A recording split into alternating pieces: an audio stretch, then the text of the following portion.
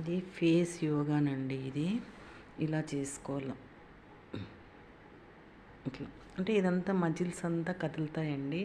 Face గుళ్ళలు రాకుండా బాగుంటుంది.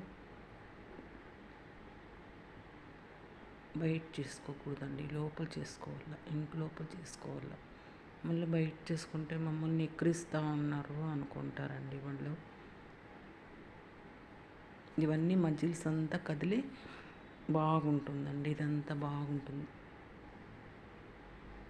బొబ్బులు gum అయినా తినచ్చండి. బొబ్బులు గమ్ము అదంతా మజిల్స్ అంతా బాగా కదులుతుంటే క్యాన్సర్ వస్తుందండి. బొబ్బులు గమ్ ఎప్పుడన్నా నెలకు ఒకసారి తినచ్చు బొబ్బులు గమ్ము. ఈ ఈ ఎక్సర్సైజు ఇదంతా కొంచెం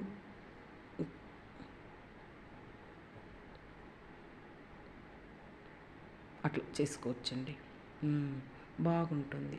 ఫేసు ఆయిల్ పెట్టుకొని చేసుకోవాలండి. ఫేసు ఆయిల్ పెట్టుకొని చేసుకోవాలి. ఫేస్ బాగుంటుంది. అట్లా చేసుకుంటే బాగుంటుందండి. ఇట్లా చేసుకుంటే ఇవన్నీ బాగుంటుందండి. మనం ఇదంతా నైస్గా ఇదంతా ముడతలు రావండి. ఇక్కడ కొంచెం మనము 70 ఏండ్లు అట్లా 80 ఏండ్లు వచ్చిన తర్వాత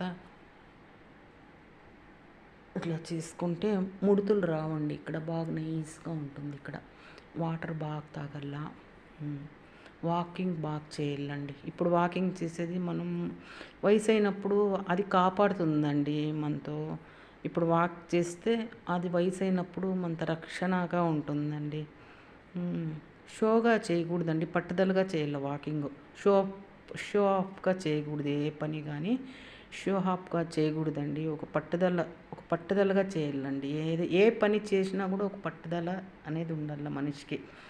పట్టుదల అనేది ఉంటే ఏమైనా వాళ్ళు సాధిస్తారండి. పట్టుదల అనేది ఉంటే ఏ పనన్నా కానీ పట్టుదలగా మనం చేస్తే విజయం మన వైపు ఉంటుందండి. ఎప్పుడన్నా కానీ ఏ పనైనా, అది పూజ అయినా, వంట అయినా, ఏ పనైనా కూడా ఒక క్రమశిక్షణగా ఒక పట్టుదలతో చేయాలా అండి. మన మనస్సాక్షికి అది హ్యాపీ అనిపించాల. మనం చేసే పని అది కరెక్ట్గా ఉండాలా, బాగా ఉండాలి. అది మనస్సాక్షికి మనం కరెక్ట్గా అనిపించి చేయాలండి. మనము ఒకరోజు చేసేది ఒకరోజు చేయక ఉండదు. అది పట్టుదల అనిపించుకోవద్దు. అది వర్షం రాని ఏమన్నా రాని పట్టుదలగా మనం అనుకోండే పని సక్సెస్గా మనం సాధించగలిగితే అప్పుడు మన ఆరోగ్యం బాగుంటుంది. మనం హ్యాపీగా ఉండగలుగుతామండి. అప్పుడు బాగుంటాం, మనం ఆరోగ్యంగా బాగుంటామండి. ఇది ఫేస్ ఎక్సర్సైజ్ చేసుకోండి, బాగుంటుంది ఫేస్. వాటర్ బాగా తాగాలండి.